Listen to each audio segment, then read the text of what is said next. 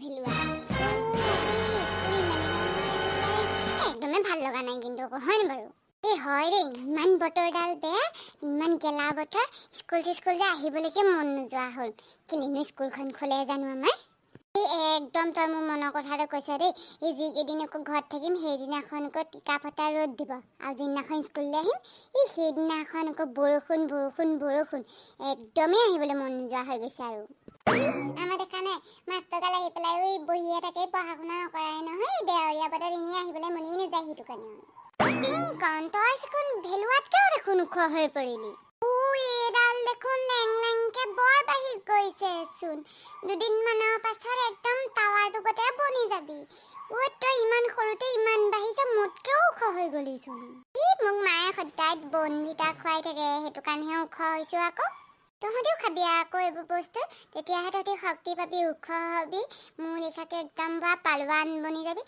আৰু মই আজিকালি কেৰাটে ক্লাছ নাযাওঁ জানো এইবোৰ কাৰণে ঢেৰ বস্তু খাবলগীয়া হৈছে সেইটো কাৰণে মই একদম পুৰা ফুলি গৈছোঁ ফুলিছ তোকে জেং খৰিদাৰ লগতেহে তই বাঢ়ি গৈছচোন এনেকৈ কিন্তু জোকাই নাথাকিবা দেই ভেবেলা মই কিন্তু কৈ দিলোঁ অকণমান তোমালোকৰ কথা কিন্তু টিচাৰৰ আগত আকৌ কমপ্লেইন কৰি দিম আকৌ মোক জেং খৰি বুলি কোৱাই কিন্তু চালা তই আমাৰ কথা টিচাৰৰ আগত লগা তই চিনি নাপাওঁ আমি দুটা কোন হয় এইখন স্কুলৰ প্ৰতিটো ল'ৰা ছোৱালীয়ে আমাৰ কথা শুনে আৰু তই আমাৰ কথা টিচাৰৰ আগত যাচোন লগাই চাগে তই তাৰপিছত ঘৰলৈ উভতি যাব পাৰনে চাম তই লগাই দেখাগেচোন চাওঁ হয় নি তোমালোকে মোক চেলেঞ্জ কৰিছা নেকি ৰ'বা মই এতিয়াই লগাই আছোঁগৈ টিচাৰক মোৰ ইয়াৰ এনেও চিনাকি আছে ভাল চিনাকি আছে এইডালৰ যেনিবা উস্তাদটো বেছি সেইকাৰণে কোনেও দেখিব নোৱাৰে একদম ইমান উস্তাদ ভাল নালাগে একদম দেই তোমাক মই আজি কৈছিলোঁ নে বাৰু আজি মই স্কুল আছে বুলি তুমি আজিও থৈ আহিবলৈ নগ'লা মইচোন তোক কৈছোৱেইচোন তোক বাৰু কেনেকৈ মই বাৰু পঢ়া শুনা কৰাম বুলি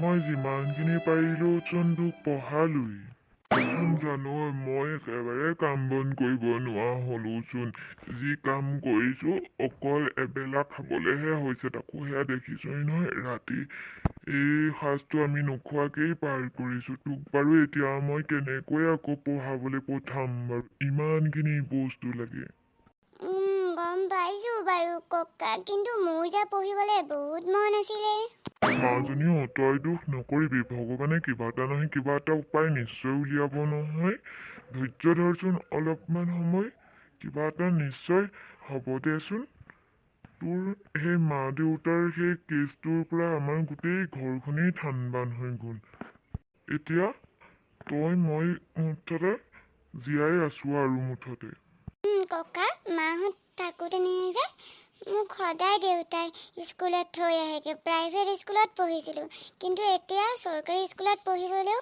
মোৰ ওচৰত যাবলৈও আনকি একো ব্যৱস্থাই নাই মই কিবা এটা কৰিম বাৰু এইকেইদিনতে যদি পঠাব পাৰোঁ তোৰ বহি চহি এইবোৰ কিনি দিব পাৰোঁ তেতিয়াহ'লে তই যাবি বাৰু মই কিবা এটা কৰিম বাৰু তই চিন্তা কৰি নাথাকিবি দেই মাজনী সঁচা ককা তুমি কিবা এটা ব্যৱস্থা কৰিবা প্লিজ সোনকালে কৰিবা না মোৰ যে স্কুল যাবলৈ বহুত মন গৈ আছে মই ব্যৱস্থা এটা কৰিম গাঁৱৰ NGO কেইটামান আছে ন তেওঁলোকৰ ওচৰত সহায় কৰি খুজিবলৈ যাব লাগিব আৰে ভাই মই থাকোঁতে কিয় টেনচন লৈছ বজাৰততো উঠাই লৈ নাযায় নহয় কিবা তথাপিও ভাই দুইটা যদি হেৰাই থাকো ইমান ডাঙৰ বজাৰ সেইটো বাবেহে মাহঁতক লৈ অহাৰ কথা কৈছিলোঁ তই আকৌ আমি অকলে বাৰু পাৰিমনে ইমানখিনি বাৰু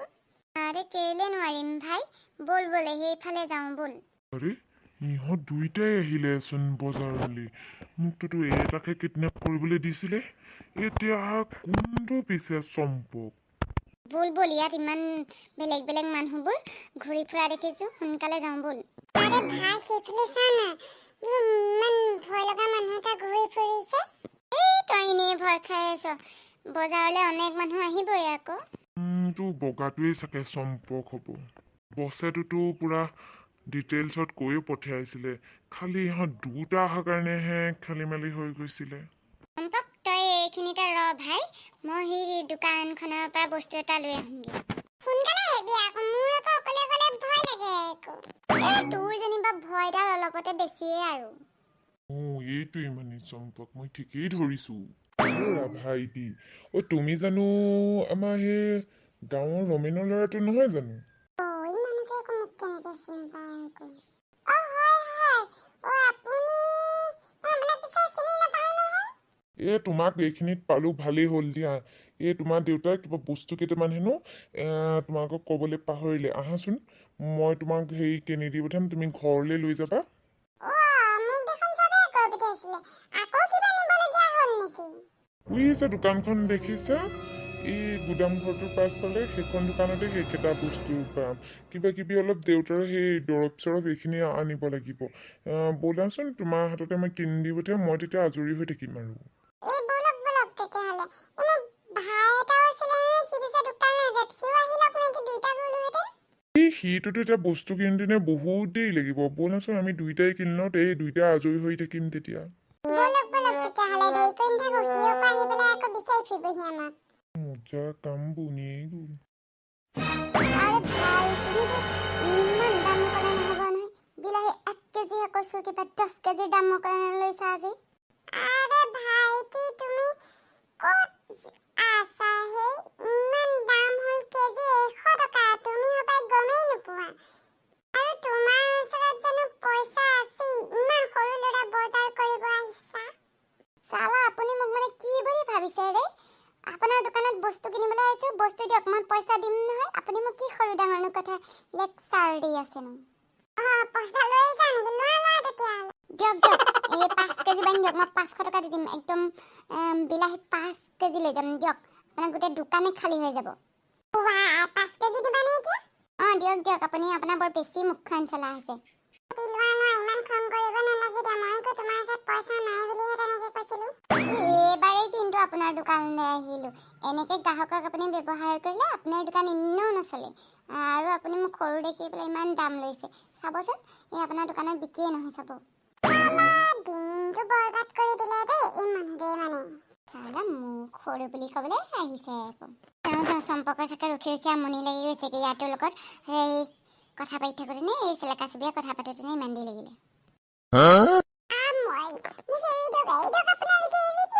চাই আছো তুমি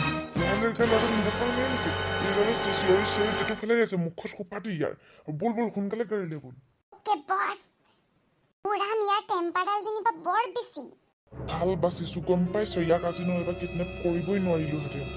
ইয়াত যিহে লগৰ এটা ঘূৰি ফুৰিছিলে, আজি ভাল মাল এটা একদম ফচাইছো। একদম তাগৰা মাল উঠাইছো, কিন্তু এইবাৰ তাগৰা মাল উঠাব লাগিব আৰু বুজিছা, কেইটকামান পাব লাগিব। বল সোনকালে গাড়ীলৈ বল।